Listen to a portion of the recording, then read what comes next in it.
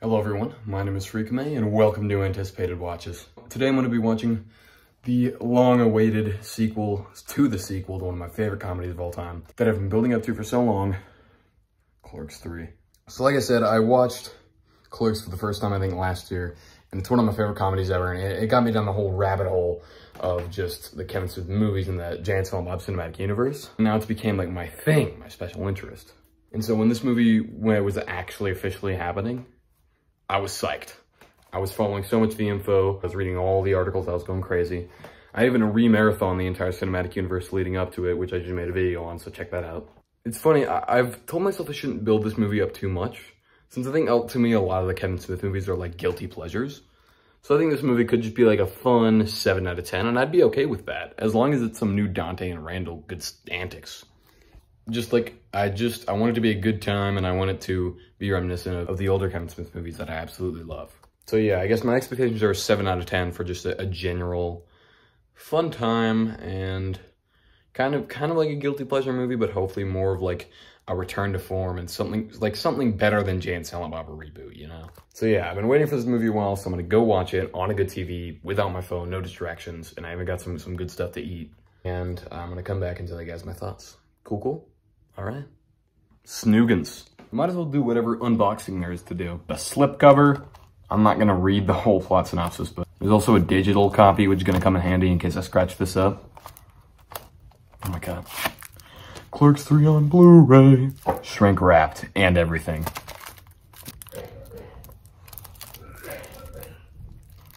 Wait, be delicate, be delicate. It's this new movie, it's mint condition. Oh, so when you actually manage to get the shrink wrap off, it's the best feeling of your life. Clerks 3. A lot of references, Chuli's gum, nail cigarettes in the back, whatever that is. Maybe that's Ranger Danger, I don't know. If you plan to shoplift, let us know. And boom. Let's see if it's got a booklet or anything. Oh, here's the digital copy and a pretty simple disc. Nice. I'm hyped. All right. See you guys on the other side. All right, I'm probably going to be talking for a while, so I'm going to bring over my chair this time. So Clerks 3. I already said I didn't want to set my expectations. This is backwards. I already said I didn't want to set my expectations too high. So I watched it, and in the end, I think this lived up to the hype. I don't even really know where to begin. I'm going to start by saying this is the non-spoiler section of my review. I'm sure some of you might be saying, this is a Kevin Smith comedy. Why would spoilers matter? Trust me, they do. Unless you think you are never ever going to watch this movie, which I guess it's fair, steer clear of the spoiler section, but we're not there yet. We're not there yet. I guess I'm going to start just with the base element of how good I think of it. So yeah, overall, I thought it was pretty good. It was funny, performances are pretty good. Even at this age, the characters still work pretty well. There are some unnecessary dramatic moments, which we'll get into later, but overall, I liked it, and it was really something special. Start with the base element of the story. So this movie has like a really meta premise. It tells the story of Randall having a heart attack that almost kills him, which happened to Kevin Smith a few years ago. And then Randall decides that he is wasted his whole life watching movies and just sitting around. Then he's like, you know what? You know what I'm gonna do? I'm gonna make a movie. And it's a movie about his life. His life working a retail job.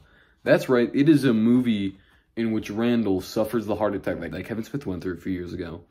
And then Randall, also at this age after the heart attack, proceeds to make the in-universe version of Clerks, a movie based directly on his life.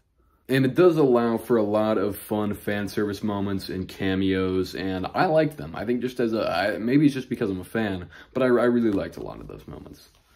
There's a scene in which they have the auditions at the Playhouse where they actually did have the auditions for the original Clerks, and there's so many awesome cameos. I mean, whether it be just random people or people from previously in the universe, like there's one that I got a kick out of that is Ethan Suplee, who was Willow in Mallrats, and he makes a reference to that whole sailboat thing, if you guys know what I'm talking about.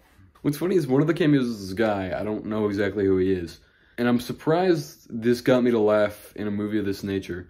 But there's a scene where the guy's reading a script and he makes a D's nuts joke. You know what this movie needs? D's. D's nuts! And I don't know why, because I feel like a D's nuts joke could have been very cringeworthy in a movie of this sort, but I found it so hilarious when I first saw it. And like I said, the story has some dramatic moments, a lot of which in the earlier parts don't really work. For example, we find out that, shockingly and very sadly, Becky from Clerks II, who we found, like, you know, by the end of that, her and Dante get engaged. We found out she passed away, like, right after that movie ended. Like, literally in 2006. Like, and so this is kind of depressed Dante for a long time. And so we keep having these scenes where he sort of imagines her talking to him and talking him through things. There's even a scene where he visits the cemetery to sort of go say hi to her. And I will admit there is some good drama going on here, but it felt out of left field at that point in the film. Same thing happens when Veronica first comes by and she accidentally takes it too far, going like, yeah, well, at least I have a family, which neither of you have. Then I realized Dante's sort of family died because Becky died with their unborn child. And then it's the scene where she's like, Veronica suddenly says how bad her life is going, and then Dante's like, no, it's fine. But then it's made funny by the end, because then they have sex in the car. But not in an elevator. Now, in terms of the dramatic turns it takes at the end, I think they work really well. This is not a spoiler. There's a part towards the end where Dante not only shows up shit-faced to one of the shooting days, but also Randall's being kind of a jerk. He's like, I know things aren't going great for you, but you shouldn't show up drunk. You're being unreasonable. This is my movie. I'm telling the story of my life. Dante kind of points out, like, you realize your life is my life. You've done everything with me. And then he says, like, I hated my life. Yeah, have you ever considered I didn't want to relive it? And there's an amazing performance from Brian O'Halloran when he goes off on this rant. I mean, even the characters think he's just acting well. Characters are also pretty good in this film. Dante and Randall, they work well at this age because I think they have actually, like, aged in a realistic way. They're now winning the quick stop, but they both kind of have their problems as middle-aged men, whatever, but also they're still really funny. And I think, yes, they are both needed here. I mean, Randall probably has, like, maybe the most funny lines in this movie. So much of both his delivery and the dialogue that was written for him is just hilarious. And again, Dante is the perfect straight man to Randall. I did go into this saying, I just hope it's better than Jay and Silent Bob reboot. And I think it is. And I think one reason for that is the main characters. Dante and Randall are more subtle and realistic characters, rather than Jay and Silent Bob, who are these sidekicks who are often pretty exaggerated. Sure, reboot had some good parts, but this movie works better because I think Dante and Randall are just better main characters than Jay and Silent Bob. Not inherently always better characters, but certainly better main characters. Speaking of Jay and Silent Bob, they work pretty good in this movie. I think Jay does, like, best this movie. I mean, I know, like, it's like he's the one who's doing all the lines, but it's still just like, I think Silent Bob there was a little bit less attention on him, but I think in their dynamic, he has shined a lot. But in this movie, I feel like he's, I don't know, not really used as much in a sense. But Jay's got some funny lines, and he's not too overly obnoxious. I think a lot of times the stupid stuff he says is pretty funny, and or the stuff that makes him look like an idiot or just total junkie, or I don't know. Jay can just be really funny when he says random stuff. Speaking of the way this film works comedically, like I kind of already discussed. Well, yeah, I guess I went over all of that. Randall has a lot of funny dialogue. You know, I found a lot of moments funny, like some of the cameos or some of those scenes with the auditions I thought were legitimately funny. I think Elias, especially him playing off of Randall and Randall sort of kind of bullying him, also has a lot of really funny moments. Yeah, comedically, it works well. Now, the thing I feel I must talk about here is the spoilers. If you haven't seen Clerks 3 and you think you will ever see it, basically, you probably should want to leave now. Bye. It's an 8 out of 10. Thank you so much for watching. Okay, spoilers begin now. So the movie has sort of a twist in which, in that moment that I described in which Dante gets angry, he's like, you know what? You do everything with me. This movie should be about my life. I hate my life, blah, blah, blah. And then it turns out, as it was foreshadowed at some point when one of the doctors said something to Dante about watching his diet, the heart attack hits Dante this time. And this has Randall worried, and they get into the hospital. But then there's also a pretty good scene where Randall realizes he can't get into the hospital room. He's just like, I'm gonna head home, work on my movie. And then Elias is there, and then he's like, what's wrong with you? And then he's like, there's this amazing moment where he's like, I used to look up to you. And he says, Dante's right. You are the worst. He's your best friend, and he's in the hospital. And then blah, blah, blah. And then this opens up Randall's eyes, and he's like, wait, no, Dante. Look, dude, I'm sorry. But they take him away. He can't visit him in the hospital. And he comes back to the hospital to distract the workers and to show Dante their final product. And there's this really, really great emotional scene where they're sitting there and watching the movie they made, and there's this whole scene where Dante is in a movie theater, like in his mind, with Becky. And he's getting ready to leave to the afterlife. And there is a kind of cheesy scene where instead of showing the movie they made, they just insert clips from Clerks 1 and 2, which is like, okay, man. That felt a little bit either cheesy or you just like didn't know what footage to use. There are times where things, or like the references to the past moments or some of the emotional things like this one especially feel a little bit cheesy, and that's not great, but it only occurs so many times. I mean, I think this is one of the biggest things that I didn't like love, but it's very minor. And there's a moment where, and this is actually where I started to cry a bit, I will admit.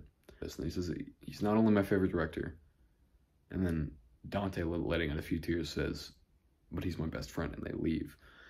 And the tears started coming even more and more in the scene in which Dante begins to actually die, and then Randall's like, so get in here, someone get in here, help. It's followed up by this pretty good funeral scene, and it is overall, it's very emotional.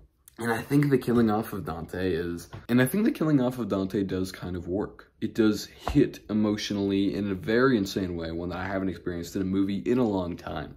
And also, to be fair, as Kevin Smith has said, if anyone knows, the original ending to the original Clerks movie was Dante getting shot and killed. So this is kind of like, this is the Dante dies ending actually getting used. And I would say, yeah, emotionally it does work quite well. And it sort of does allow for a new dynamic to come into play and for someone to take Dante's place, as there's a scene where Randall's like, well, I think you're the new Dante. And it does end emotionally, but it's good. Very enjoyable movie. The only problem I have with this is it's made me realize that oftentimes the Kevin Smith films I'm most frequent to revisit are the ones like Mallrats or Strike Back. They're the ones I rewatch for comfort. But I realize it's movies like this or Chasing Amy that have a more dramatic edge I'm less frequent to rewatch. And I guess that's fine, because this makes it feel like a more legitimately good movie than a guilty pleasure. But, you know, there's something special about the ones I rewatch a lot, you know? But that does not make this movie any worse at all. I love it. I think it's going to rank highly in Views Universe movies. It's going to be either under or over Clerks 2. I'd say definitely over Strike Back. So yeah, and that's pretty high in terms of my ranking. I'm a pretty big fan. And I'm going to give this long-awaited movie that I will say again was worth the hype an 8 out of 10. Hopefully you guys enjoyed. Hopefully maybe I inspired you to check out this movie, or please watch the first two before this if you have not yet. But that's going to do it for me. Thanks for sticking around. Thanks for watching this. If you have not checked out my Journey to Clerks 3 marathon video that I put out just yesterday, you should. But yeah, that's everything. Thank you. See you. Thank you.